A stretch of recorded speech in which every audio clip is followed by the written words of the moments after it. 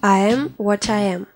Гэта слоган амерыканскіх вытворцаў красовак не проста хлусня або рэкламная кампанія. Гэта крыжовы паход, ваяўнічы кліч накіраваны супраць усяго, што ператварае свет у аўтастраду, парк адпачынку або спальны раён. Увасобленую нуду, абыякавую, добра арганізаваную, ледзяную пустую прастору, па якой цыркулююць толькі зарэгістраваныя цела, атамныя малекулы і ідэальныя тавары.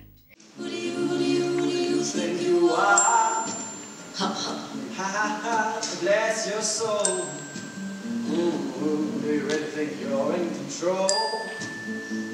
Well, I think you're crazy. З гэтых слоў пачынаецца спектакль «Вораг народа» рэжысёра Томаса Астермаера па п'есе Генрыка Ібсена ў адаптацыі Фларыяна Борхмеєра.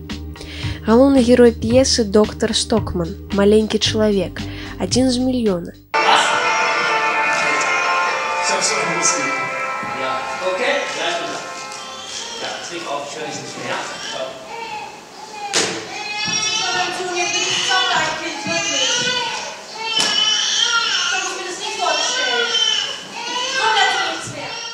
Не романтычны рэвалюцыянер, што кідаецца на барыкады, не адухоўлены змагар за свабоду, зусім не герой і не дзеля геройства паўсталы супраць грамадства, міру і транскантынентальнага чалавечага атупення.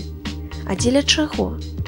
Чым яго лозунгі, выкрыкі і довады адрозніваюцца ад усіх тых, што поўняць гісторыю палітычнага фанатызму, што абвальваюцца на нас з кожнай зводкі навін?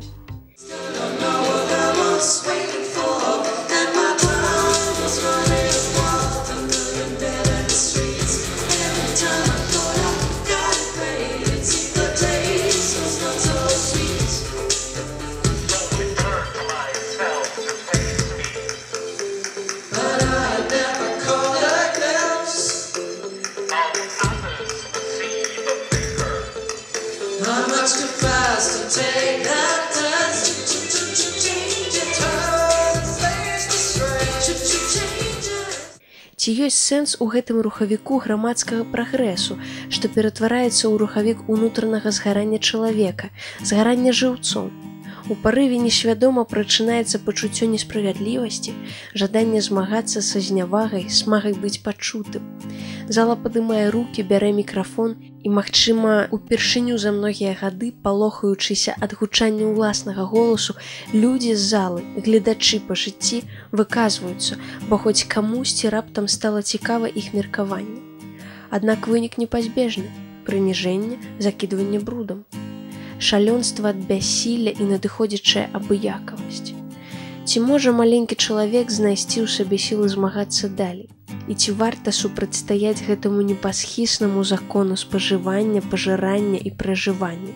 Бо ты памятаеш, што вялікі брат сочыць за табой. Я раблю акцэнт не на тым, як бы паводзіў сябе доктар Стокман. Я раблю акцэнт на тым, як бы я паводзіў сябе на яго месцы. Я бачу сябе ў яго ролі. Я спрабую ўжыцца ў гэтай абставіны. Падумаць, як бы паводзіў сябе я, калі б апынуўся ў гэтай сітуацыі. Доктар Стокман – гэта не зусім адзіночка.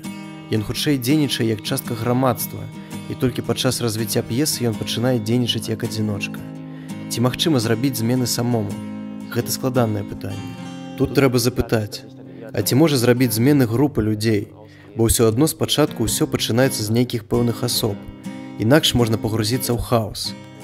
Усякая сістэма, якая паўстае супраць нейкай іншай сістэмы, ці калектыў, які паўстае супраць іншага калектыва, ён усё адно нясе ў сабе нейкія рысы, супраць якіх ён выступае.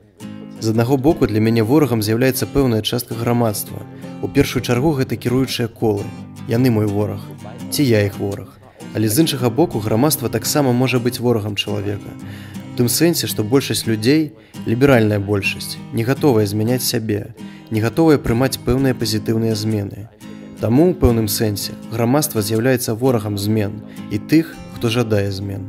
Я думаю, што самае галоўнае гэта тое, што ў канцы мы задаем сабе пытанне, што рабіць далей, працягваць барацьбу ці здавацца. І кожны можа сам праецыраваць сябе на месца галоўнага героя і даць адказ на гэта пытанне. Мне здаецца, што задаць гэтае пытанне гэта важней, чым атрымаць на яго адказ. Es ist unterschiedlich, weil in dem Moment На самай справе я і Крыстав гуляе доктара Стокмана. Мы з'яўляемся праекцыяй таго, што адбываецца ў зале. Мы глядзім на тое, як менавіта рэагуюць гледачы на саму гульню. Я мяркую, што ад гэтага залежыць дальнейшы лёс герояў, і мне падаецца выдатным рашэнне пакідаць фінал адкрытым. Добра, што мы не ведаем, як будзе далей, па якім накірунку пойдзе развіццё сітуацыі. Падчас некаторых спектакляў я гляджу на Крыстафа пасля пэўнай рэакцыі гледачоў і думаю, мабыць, мы зараз зробім ногі і проста з'едзем. Часта жа, гледзячы на яго, я думаю, не, праўда за намі, і мы будзем працягваць змагацца.